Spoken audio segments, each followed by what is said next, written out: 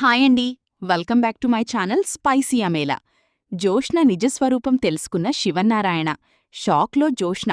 మరిదంతా ఎలా జరగబోతోంది? జోష్న నిజస్వరూపం శివన్నారాయణకు ఎలా తెలుస్తుంది అని తెలుసుకోవాలంటే వీడియోని చివరి వరకు మిస్ కాకుండా చూసేయండి. జోష్న నిజస్వరూపం బయటపడాలని అనుకునేవారు మా ఛానల్ని తప్పకుండా సబ్స్క్రైబ్ చేసుకోండి. దీపతో జోష్న చేతులు కలిపి జోష్న రెస్టారెంట్ని గెలిపించడంతో శివన్నారాయణ ఆనందానికి హద్దులుండవు. ఇక శివన్నారాయణ అయితే సంతోషంతో ఒక చిన్న పార్టీని అరేంజ్ చేస్తాడు. కోపంతో రగిలిపోతూ ఉన్న జోష్న ఇంటిలోంచి బయటికి వెళుతూ ఉంటే వెంటనే సూరజ్ కూడా జోష్న వెనకంటినే వెళ్తాడు. ఉదయం బాగానే ఉండింది కదా ముఖం, ఇప్పుడెందుకు అలా మాడిపోయింది అని అడుగుతూ ఉంటాడు. నువ్వు చాలా పెద్ద సెల్ఫిష్రా, అన్నీ నీ ప్రయోజనాల కోసమే చూసుకుంటావు అని అనగా సూరజ్ అడుగుతాడు, ఇందులో నా ప్రయోజనం ఏముంది అని. అప్పుడు జోష్న అంటుంది, అందర్లో నన్ను పొగిడితే మా తాత నిన్ను ఇంకా మంచోడని అనుకుంటాడు. మా మమ్మీ నిన్ను దేవుళ్లా చూస్తుంది. అందుకే ఇలా చేస్తున్నావు అని అంటుంది. దీనివల్ల నాకు ఏమైనా ప్రయోజనముందా అని సూరజ్ అడుగుతాడు. నువ్వు, దీప, మా బావ ముగ్గురూ ఒకటేరా. ఇన్ని రోజులు మా బావ నాతో ఆడుకునేవాడు, ఇప్పుడు నీతో ఆడిస్తూ ఉన్నాడు అని చిరాకు పడుతూ ఉంటుంది. నిజాయితీగా గెలిస్తే ఆ గెలుపు ఎంత ఆనందంగా ఉంటుందో నీకు చూపించాను అని సూరజ్ అంటే, నువ్వేంటిలా చూపించేది అని అంటుంది. ఆ దీపగారికి అసిస్టెంట్గా తప్ప నువ్వు ఎందుకూ పనికిరావు అని చెప్పిన మీ తాత వారసురాలంటే నువ్వమ్మా అని చెప్పాడంటే ఆ గెలుపు నీకు అర్థం కావడంలేదా? నీకు ఎంతటి గౌరవాన్ని తీసుకువచ్చిందో అని అంటూ ఉండగా జోష్న, నేను నీతో ఆర్గ్యూ చెయ్యలేను, నువ్వు నా వెంట ఎందుకు తిరుగుతున్నావు అని అడుగుతూ ఉంటుంది. నిన్ను మార్చి నా దానిని చేసుకోవాలని అని చెప్తూ ఉంటాడు ఇక సూరజ్ అయితే. ఈలోగా ఇక్కడ చాలా సంబరపడిపోతూ శివన్నారాయణ పార్టీని ఎంజాయ్ చేస్తున్నారా అని చెప్పి అడుగుతూ ఉండగానే సంతోషంతో కార్తీక్ అంటాడు, తాతయ్య మీ మొహంలో సంతోషం చూస్తూ ఉంటేనే మాకు కడుపు నిండిపోతూ ఉంది. మాకు మీ సంతోషమే పెద్ద పార్టీలా అనిపిస్తుంది. ఈరోజు మీ కళ్ళల్లో నిజమైన ఆనందాన్ని చూశాను.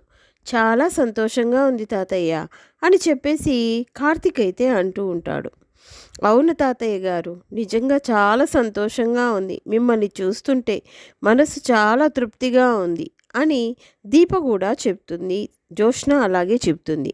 దీనికంతటికీ కారణం నువ్వు జోష్నే కదమ్మా. మీ ఇద్దరి వల్లే ఈ తాతయ్య ఈరోజు మనశ్శాంతిగా నవ్వుకోగలుగుతున్నాడు, మనశ్శాంతిగా నిద్రపోతాడు కూడా. అసలు ఈ మధ్యకాలంలో చాలా రోజులైంది ఇలా నవ్వి. అలాగే ఇంతగా సక్సెస్ పొంది కూడా.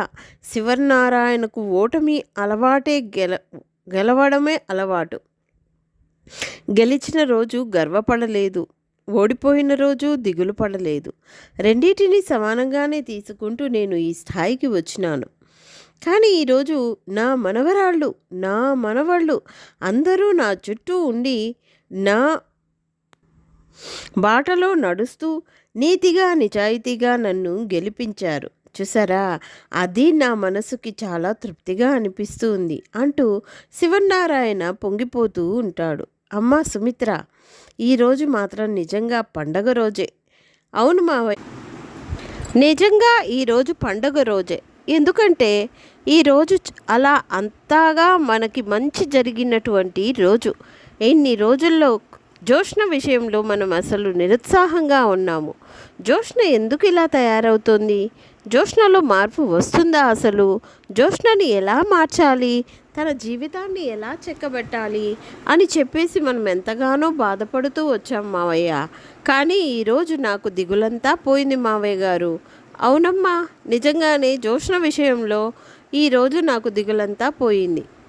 అవును మావయ్య గారు, ఈరోజు తను దీపతో కలిసి మనల్ని గెలిపించింది చూసారా, అది మాత్రం మనసుకు ఎంతో హాయిని కలిగిస్తుంది అని చెప్పి అంటూ ఉండగానే, చూసావే నీ గెలుపుని దీప చేతికి ఇచ్చేసి దీప కారణంగా నువ్వు గెలిచావు అన్నట్టుగా మీ అమ్మ మీ తాత చెప్పుకుంటున్నారు అని పారిజాతం అయితే జోష్నకి ఎక్కిస్తూ ఉంటుంది. అదే కదా ఆ సూరజ్ గాడి ప్లాను. సూరజ్ గాడు చాలా తెలివిగా దీపను గెలిపించడం కోసం నన్ను అక్కడ ఇరికిచ్చాడు. అది నాకైతే పూర్తిగా అర్థమైంది గ్రాని. మరి అది అర్థమై కూడా ఎందుకు ఇలా చేశావే, నీకు చెప్పాను కదా అని చెప్పేసి ఇద్దరూ చెవులు కొరుక్కుంటూ ఉంటారు. మరి ఏంటి పారిజాతం, ఎందుకు జోష్నని ఇంకా పాడు చేయాలని చూస్తున్నావు? తను గెలిచింది, మమ్మల్ని గెలిపించింది. ఇంక నుంచైనా తను అలానే ఉండాలని కోరుకుందాం. చూస్తున్నావు కదా, ఇంతటి ఆనందానికి కారణం జోష్న, దీప. ఈరోజు ఇలాంటి గొప్ప పండుగ రోజు వస్తుందని నేను ఊహించలేదు. చివరి క్షణంలో ఓడిపోతామేమో అన్న భయం కూడా నాకెక్కడో అనిపించింది. కానీ జోష్న వచ్చి దీపను వంటల పోటీల్లో దింపి ఇద్దరూ కలిసి చేసిన విధానం ఉంది చూసావా, నిజంగా అసలు చాలా ఆశ్చర్యాన్ని కలిగించింది. జోష్న, ఏంటి వంటలు చేయడం ఏంటి, అసలు మనం గెలవడం ఏంటి అని చెప్పేసి అనిపించింది. కానీ ఎంత కాదనుకున్న శివన్నారాయణ మరవరాలు జోష్న కాబట్టి శివన్నారాయణ పోలికలు వస్తాయి కదా. వంటల పోటీలో గెలిచి చూపించింది. కనీసం స్టవ్ దగ్గరికి వెళ్ళి టీ పెట్టుకోవడం కూడా జోష్నకి రాదు.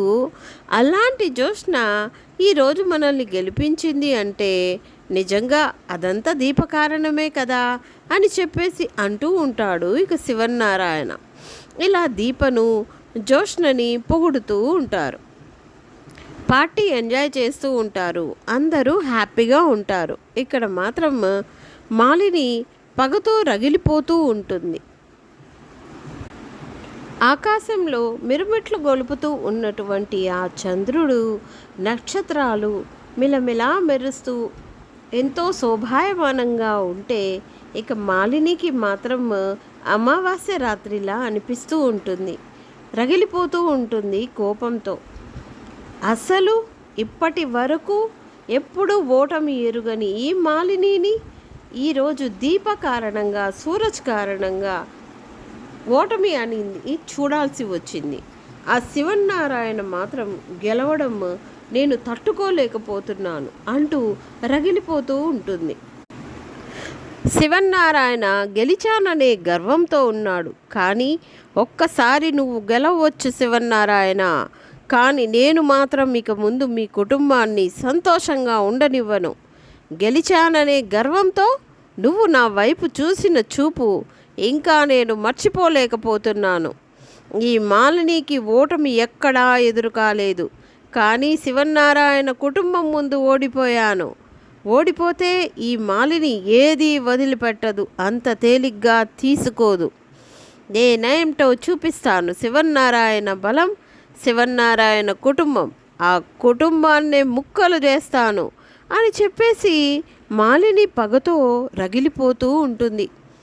దక్షిణామూర్తి కూడా శివన్నారాయణని తలుచుకుంటూ, నాకు తెలుసురా, ఎక్కడయో నువ్వు గెలుస్తావని తెలుసు, కానీ ఎక్కడో ఒక చిన్న ఆశ నేను గెలుస్తానేమో అని, అది కూడా నువ్వు జరగనివ్వలేదు, నువ్వు అసాధ్యుడివిరా అని చెప్పేసి శివన్నారాయణ గురించి దక్షిణామూర్తి కూడా మనసులో అనుకుంటూ ఉంటాడు.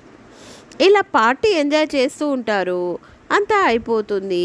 హ్యాపీగా ఫీల్ అవుతూ ఉంటారు. అందరూ పార్టీ నుంచి అయితే వెళ్ళిపోతారు. ఎవరి ఇంటికి వాళ్ళు జాగ్రత్తరా కార్తీక్ అని చెప్పేసి కార్తీక్కి జాగ్రత్త చెప్పేసి దీపను తీసుకుని బయలుదేరదామంటే ఇక అందరూ కూడా వెళ్ళిపోతారు.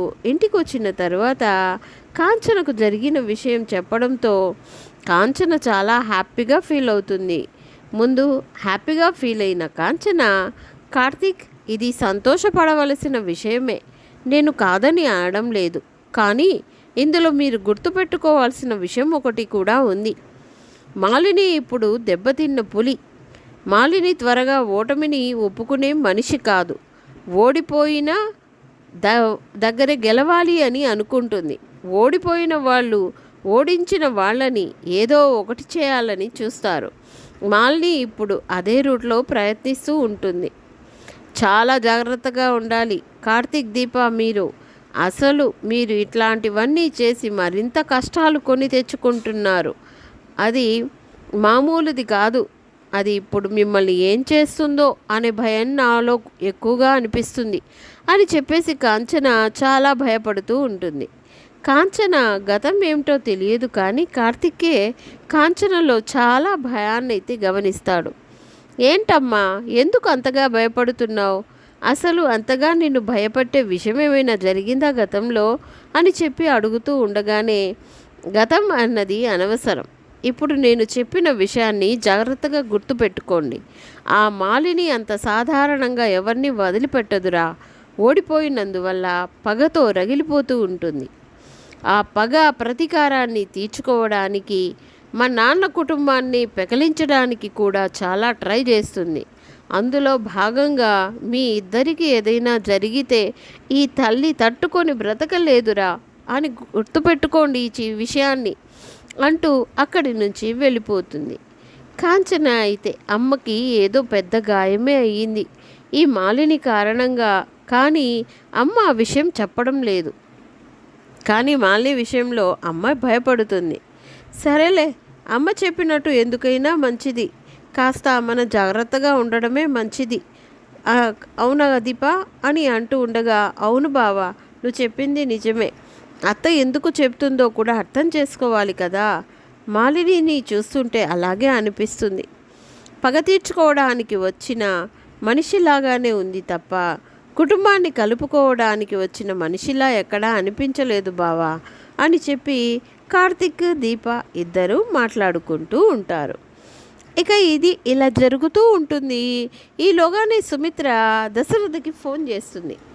ఏమండి, ఈరోజు చాలా మంచి శుభవార్త జరిగిందండి అని చెప్పేసి అంటూ ఉండగానే, ఏంటి సుమిత్ర, అది చాలా సంతోషంగా కనిపిస్తున్నావు నువ్వు. నిజంగా ఇంత హ్యాపీగా మాట్లాడడం ఈ మధ్యకాలంలో నేను విననే లేదు. ఈ మధ్యకాలంలో జోష్న గురించి నువ్వు చాలా దిగులు పడుతున్నావు. జోష్న విషయంలో ఏమవుతుందో అని భయపడుతూ ఉన్నావు. కానీ ఈరోజు ఇంత హ్యాపీగా ఎందుకని అని చెప్పేసి అడుగుతూ ఉండగానే, మీకు ఇంకా ఎవరు చెప్పలేదా?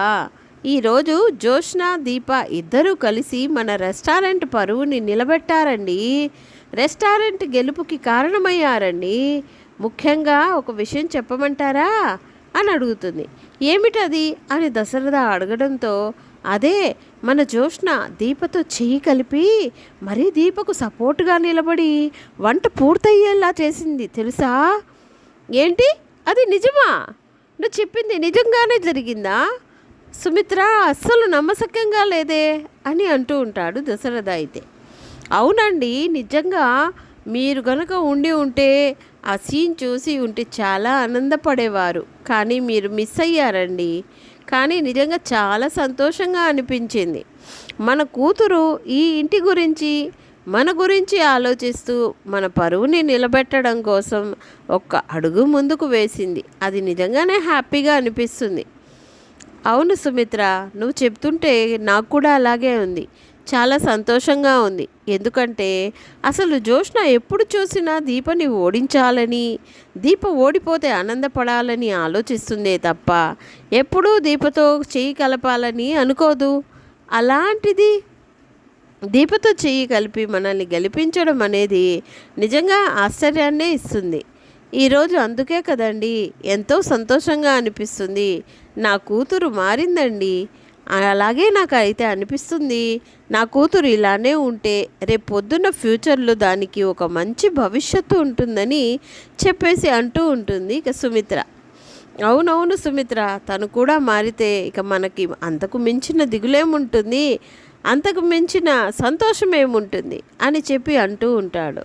సరే సుమిత్ర, ఆరోగ్యం జాగ్రత్త. ఎక్కువ ఆనందంతో కడుపు నిండా తినకుండా ఉండిపోతావేమో, ముందు మందులు వేసుకో అని చెప్పి దశరథ ఫోన్ అయితే పెట్టేస్తాడు. ఇక శివనారాయణ గెలిచిన ఆనందంతో పొంగిపోతూ దీపకి అలాగే కార్తిక్కి కంగ్రాట్స్ చెప్తూ చాలా హ్యాపీగా ఫీల్ అవుతూ ఉంటాడు. తనని గెలిపించిన జోష్న తన మనవరాలికి ఏదైనా ప్రత్యేకమైన గిఫ్ట్ ఇవ్వాలి అని మనసులో అనుకుంటాడు శివనారాయణ. అలా అనుకుంటూ తనకి ఏదైనా గిఫ్ట్ ఇవ్వాలి, తనకి ఏది ఇస్తే బాగుంటుంది, తనకి ఏది నచ్చుతుంది అని చెప్పేసి అలా ఆలోచిస్తూ ఉంటాడు. ఒక గిఫ్ట్ అయితే ప్యాక్ చేస్తాడు. ఆ గిఫ్ట్ ఖచ్చితంగా జోష్నకి నచ్చుతుంది. నా మనవరాలకి గిఫ్ట్ ఇచ్చి మరోసారి కంగ్రాట్స్ చెప్పాలి.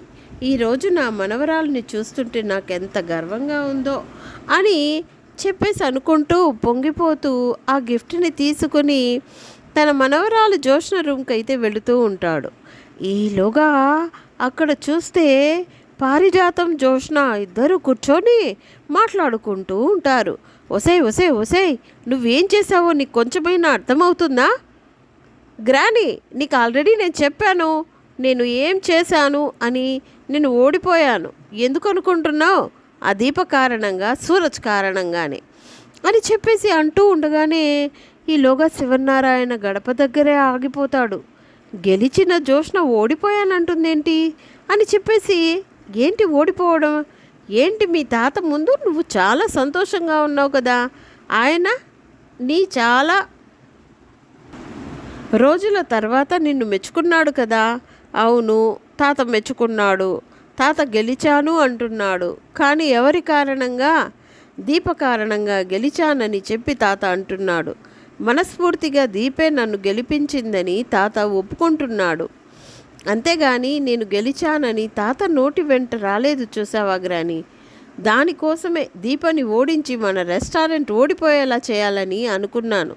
కానీ ఆ చివరి నిమిషంలో ఆ సూరజ్ గాడు వచ్చి ప్లాన్ మొత్తమే రివర్స్ చేసి దీపతో అనుకోకుండా నేను చేతులు కలిపేలా చేసి నా చేతే ఇక మన రెస్టారెంట్ని గెలిపించాడు. అదే కదే, ఆ క్షణంలో నాకు కూడా చాలా పెద్ద షాక్ ఎదురైంది.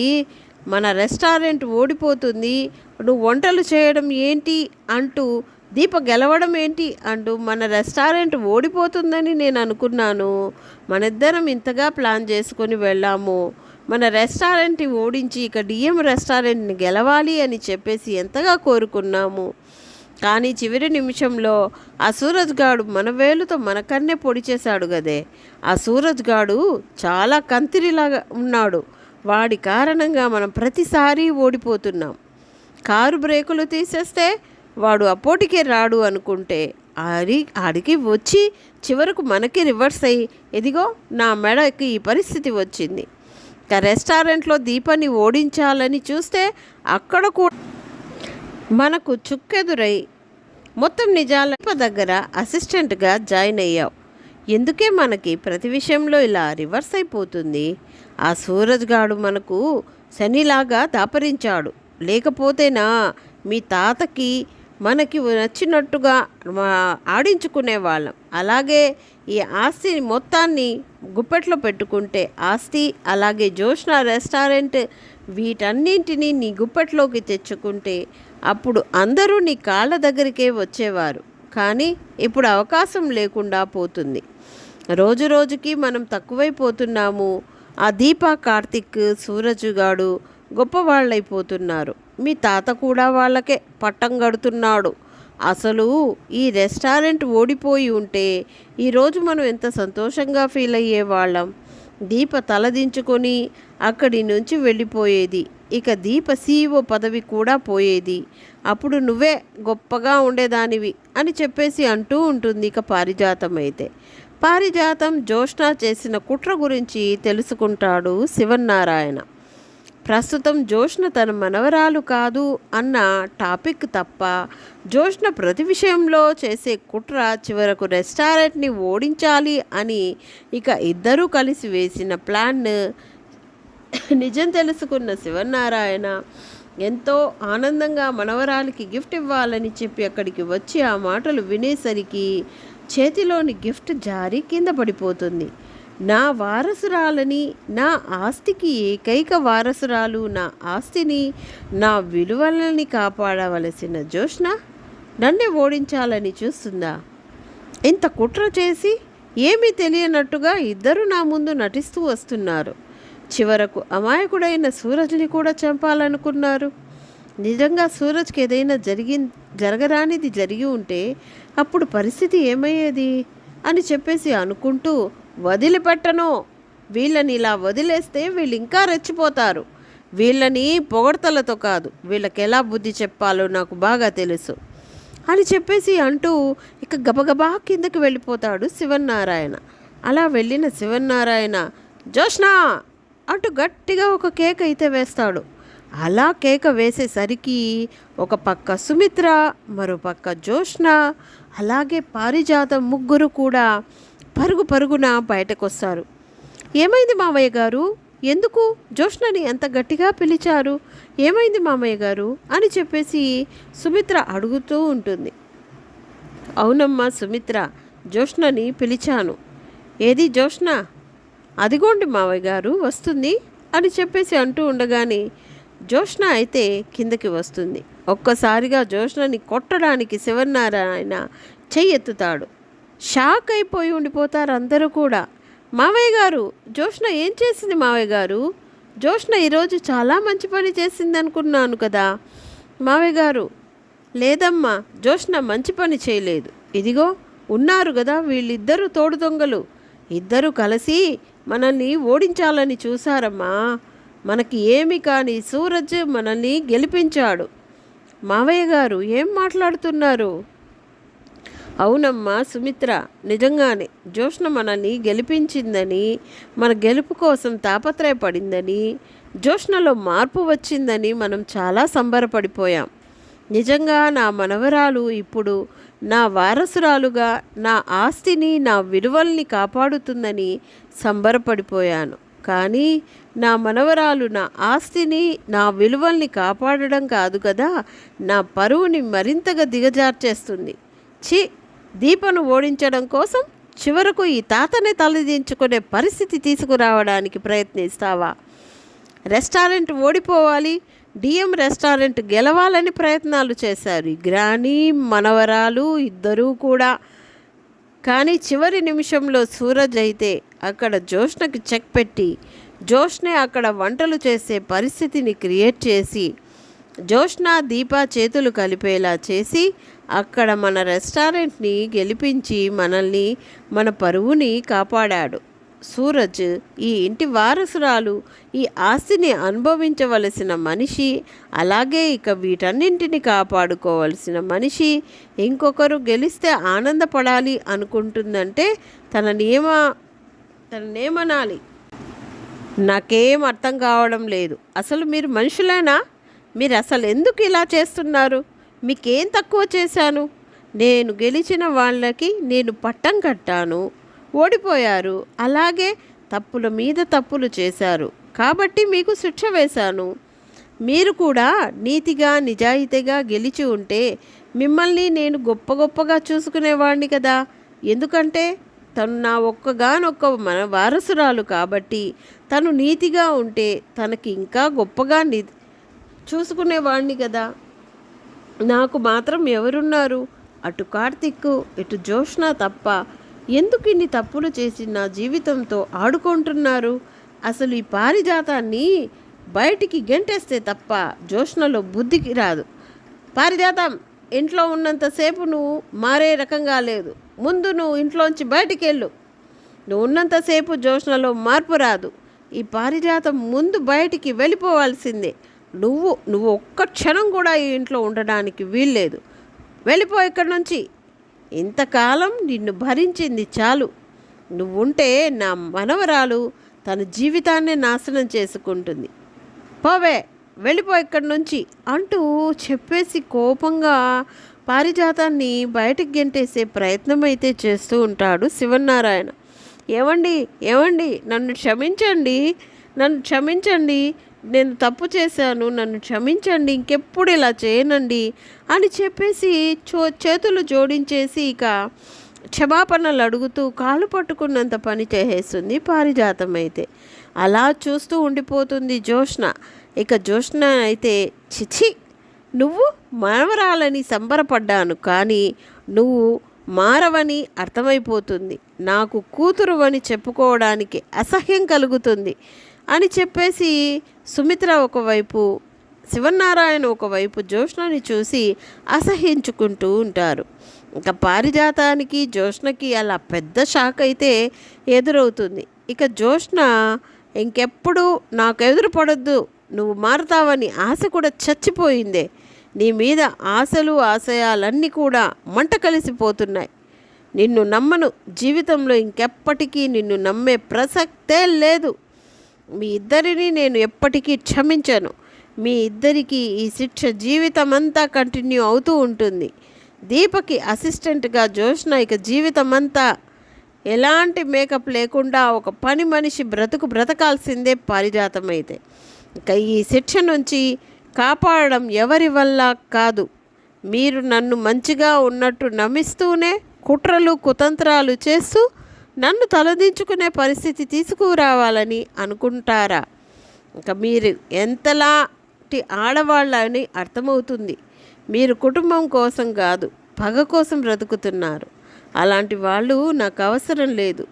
ఇక ఇలాంటి బ్రతుకులే బ్రతకండి అని చెప్పేసి శివన్నారాయణ అయితే చాలా పెద్ద షాక్ అయితే ఇచ్చేస్తాడు.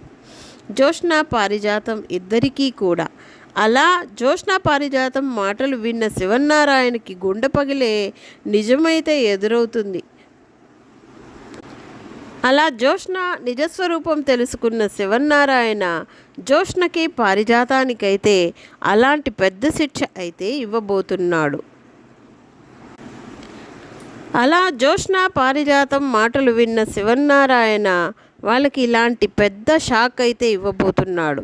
మరి ఖచ్చితంగా రాబోయే కథలో ఇలాగే అయితే జరగబోతుంది. ఇలాగే జరగాలని మీరు కోరుకుంటున్నారా? అయితే వీడియోని తప్పకుండా లైక్ చేసేయండి. వెంటనే మీ కింద ఉన్నటువంటి బెల్ ఐకాన్ని ప్రెస్ చేయండి. నెక్స్ట్ ఎపిసోడ్ కోసం మన ఛానల్ని సబ్స్క్రైబ్ చేసుకోవడం మర్చిపోకండి. Thanks for watching.